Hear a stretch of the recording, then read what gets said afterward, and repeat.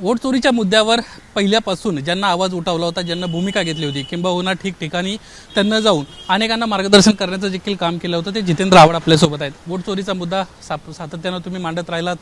अगदी सुरुवातीपासून निवडणूक झाल्यानंतर तुम्ही म्हणत होतात की काहीतरी घोटाळा आहे, काहीतरी घोटाळा आहे. आज या सगळ्या विषयासंदर्भात विरोधक एकवटला आहे आणि आज तुम्ही सर्वजण आंदोलन करताय. नाही नाही, हे एक लक्षात घ्या की हे विधानसभा निवडणुका होण्याच्या आधीच आम्ही सांगत होतो की घोटाळा झाला.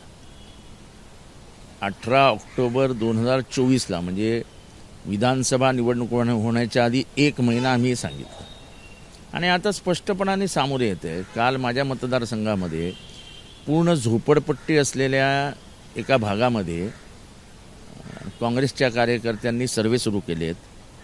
तर त्यांना जिथे 1 मजली घर नाही आहे तिथे 6 मजली इमारती दाखवल्यात 2 आणि त्याच्यामध्ये 240 वोट दाखवलेत.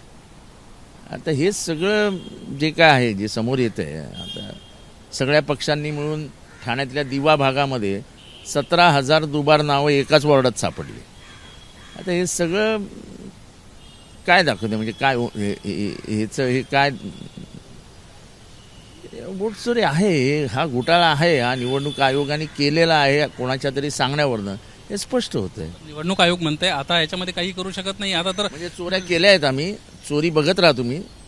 अजून म्हणजे थोडं घरं भरायची आहेत, तेवढी भरल्यानंतर मग बघू पुढे. आता पुढचं पाऊल काय जर तुम्हाला एक्सटेन्शन मिळत नसेल किंवा निवडणुकांसंदर्भामध्ये दुबार मतदार ही लढाई लढावी लागेल, कारण काही लोकशाहीच्या अस्तित्वाची, लोकशाही जिवंत ठेवण्याची लढाई आहे.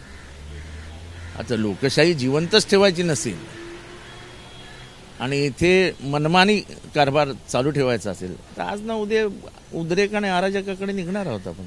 तुमचा पराभव तुमच्या डोळ्यासमोर दिसतोय आणि त्यामुळे आतापासून तुम्ही परसेप्शन तयार करताय असं सातत्यानं म्हणणं आहे. यासाठी आज भाजप आंदोलन करतंय. चोरी करणाऱ्यांना मी हेच म्हणत असतो, मी कुठे चोरी केली, मी कुठे चोरी केली, मी कुठे चोरी केली आहे. धडधडीत पकडले जात आहे ना, तुम्ही पकडले जात आहे ना. आता त्या अमरावतीमध्ये अंजनगाव सुरजी नावाचं गाव आहे, त्या गावाच्या आजूबाजूची सगळी गावच गायब झाली आहेत.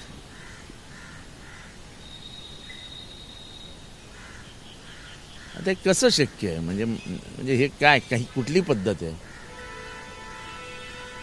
एकीकडे तुम्हाला मुदतवाढ मिळत नाही, दुसरीकडे आता निवडणुका तोंडावर आहेत. अजित पवार म्हणले पुढच्या आठवड्यामध्ये आचारसंहिता लागते. आता काय करणार नेमकं?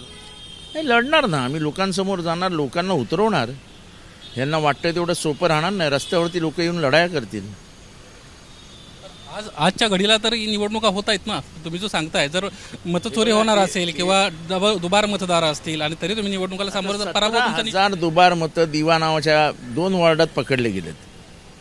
आणि असंच नाही एका पक्षाने, सगळे पक्ष एकत्र मिळून आले, बाहेर कलेक्टरला भेटले आणि 17,000 दुबार नावं दिली. आता त्या 17,000 दुबार नावावर जर निवडणूक आयोग कारवाई करणार नसेल तर त्याला काय अर्थ आहे. चंद्रकांत पाटलांचं एक वक्तव्य खूप गाजत आहे. शरद पवारांची तर राष्ट्रवादी आहे आणि उद्धव ठाकरेंची शिवसेना आहेत असं ते म्हणाले. देव असं सत्य बोलण्याची सुदबुद्धी सर्वोच्च न्यायालय देव. वाटतंय का निकाल लागेल कसला या सर्वोच्च न्यायालयाचा? उम्मीद पे दुनिया कायम आहे. सर्वोच्च न्यायालयावर काही बोलू नये असा आपल्या देशामध्ये एक अलिखित नियम आहे. सर्वोच्च न्यायालयाकडनं खूप अपेक्षा आहेत. आत्तापर्यंत तरी काही अपेक्षांची पूर्ती झालेली नाही आहे. शेतकऱ्यांना तर कारण का पक्षांतर बंदी कायदा 10 शेड्यूल इतका परफेक्ट आहे की त्याच्या बाहेर कोणी जाऊच शकत नाही. त्याच्या बाहेर हे गेले, ह्याच्यातच कायदा कुठेतरी कमकुवत झाला आहे किंवा कायद्याची अंमलबजावणी होत नाही असं चित्र दिसतंय.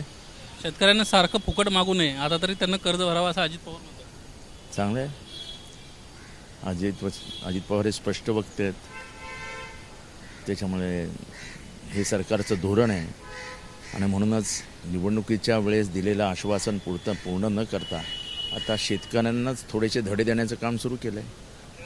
तुमचा जवळचा संबंध आहे. उद्या ऑलिम्पिक्स असोसिएशनची निवडणूक पार पडते. अजित पवार विरुद्ध मुरलीधर मोहोळ अशा पद्धतीची लढाई आहे. नाही, आता त्याचा विचार केला तर अजित पवारांच्या बाजूने 80% प्रतिनिधी अजित पवारांच्या बाजूने आहेत. काय कॉम्प्रोमाइज करतायत मला माहीत नाही. अजित पवार सत्तेत बसतायत. रोहित पवार म्हणतात की असंविधानिक निवडणूक आहे, कोर्टामध्ये याचिका दाखल आहेत, आम्ही आवाज उठवतोय, मात्र तरी देखील निवडणूक केली जाते. नाही, मला या संबंधात काय माहीत नाही, कारण का रोहित त्याच्यात जास्त इंटरेस्ट घेतो आहे आणि रोहित जर म्हणत असेल तर त्याचा अर्थ कुठेतरी गोमा आहे. शेवटचा प्रश्न सर, काँग्रेस कुठेतरी फारकत घेऊन आहे का तुमच्या मोर्चापासून? त्यांचे बॅनर्स नाही, नाही, आमचेही बॅनर्स नाही आहेत. झेंडे तुमचे सगळीकडं, काँग्रेसची कुठंच नाही.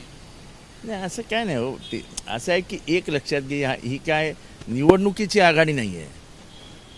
ही गावावरती दरोडा पडलाय, दरोडेखोरांना पकडायचे म्हणून गाव एकत्र येते.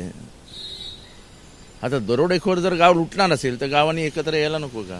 दरोडेखोरांना पकडायला तुम्हाला प्रशासनाची पण मदत लागते, होतीये का? असं काय नाही हो. शोलेमध्ये कुठे ठाकूर बरोबर पोलीस होते, जयवीरू होते ना. धन्यवाद आमच्याशी बातचीत केल्याबद्दल. जितेंद्र आव्हाड आता मोर्चाच्या ठिकाणी काही क्षणात पोहोचत आहेत. सिल्वर ओकला शरद पवारांना नुकतेच ते भेटून आलेत आणि आता मोर्चाच्या दिशेने निघताना आपल्याला पाहायला मिळतात. कॅमेरामन मनोज जयस्वालसह निलेश बुदावले, एबीपी माझा, मुंबई. एबीपी माझा, उघडा डोळे बघा नीट.